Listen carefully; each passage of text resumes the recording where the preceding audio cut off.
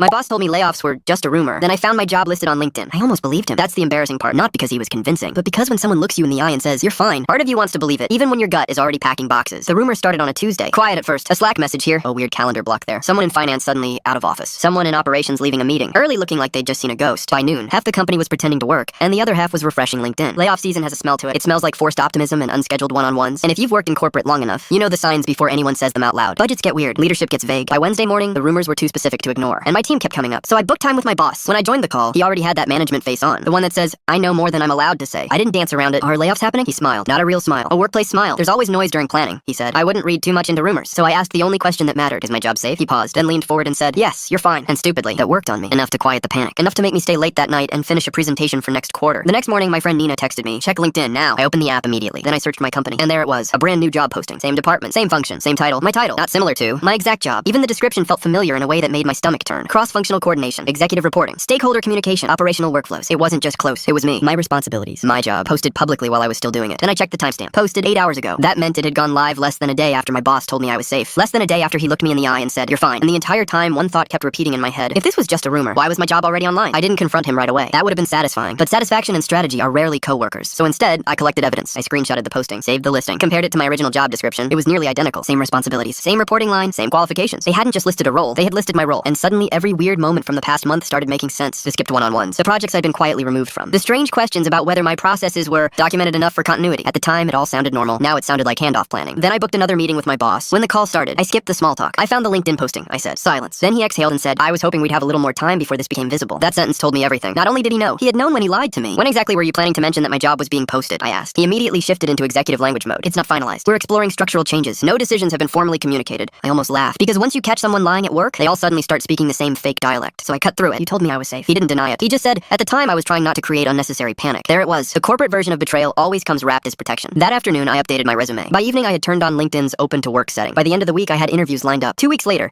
HR finally scheduled the meeting. Calendar invite. 15 minutes. No agenda. My role was being eliminated as part of a strategic restructure. Of course it was. But by then, I barely reacted. Not because I wasn't angry. Because I had already emotionally left the building. I got a new job a month later. Better title. Better pay. And the biggest lesson I took with me wasn't never trust your boss. It was this. If a company ever tells you, "Don't worry about the rumors," start worrying. Quietly. Professionally. Strategically. Because sometimes the first sign you're being replaced isn't the layoff meeting. It's seeing your future unemployment posted online with a cheerful, "We're hiring" banner across the top.